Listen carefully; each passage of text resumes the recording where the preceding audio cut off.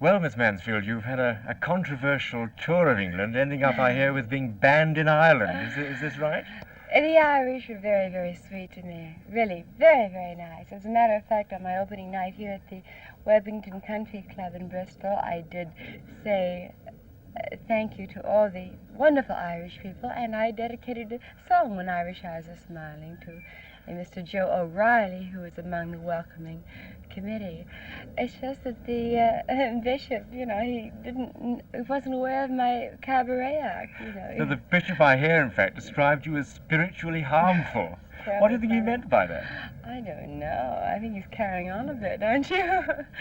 Not really. I was a bit surprised because, you see, if a person isn't aware of someone's personality, attributes, cabaret act, maybe they've seen, press cuttings, as I was told he had, and one gets the wrong impressions at times, and obviously he did, because I'm certain if he saw my act as it was going to be presented in Bristol, he would have been quite pleased and not, he wouldn't have condemned it, he would have condoned it.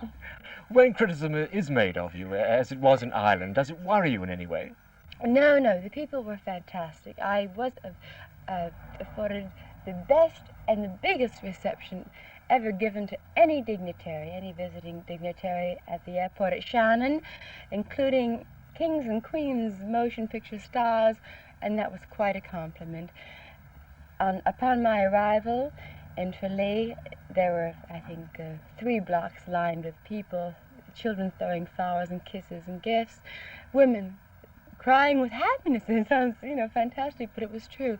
And as I left, I had the same departure treatment, so the people loved me. It was just that one lovely gentleman, who I understand was about 82 or 83, and it doesn't matter how old one is, as long as the mind is young. I think he was unaware of really what I do in my cabaret act. I want to take you up on one thing, actually, that you've said since you've come to Bristol. If I may, I want to quote it, actually. I wrote it down before I came here. And you said, deep down inside, I'd be the same sort of girl even if I didn't have my figure. Well, we have plenty about the figure, Miss Mansfield, but I wonder what goes on down inside. I think everything comes from within. I think the eyes act as a mirror of the soul. I don't put too much emphasis on vital statistics, physically speaking, though they do help. I'm happy that I'm happy that I'm considered a sex symbol and that I'm complimented on my vital statistics, but to me they're not necessary, as they are not regarding to a man. Do you think, in fact, actually, that what are the important things outside being a sex symbol, then, to you?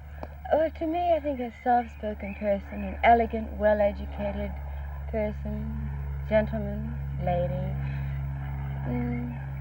well-read, kind, sweet, lover of children and animals. Fun-loving. These are the important Fun-loving. things, yes. I love fun myself. Over the years now, for some time, you've been a sex symbol. Not for all that long, I know, but how long, in fact, do you think you can go on being a sex symbol? Darling, I hope you're around to see. Forever, darling. It's sort of a necessity. I have 5 babies that I must support all myself, and I'm hoping for at least 10 more. Thank you very much indeed. Thank you.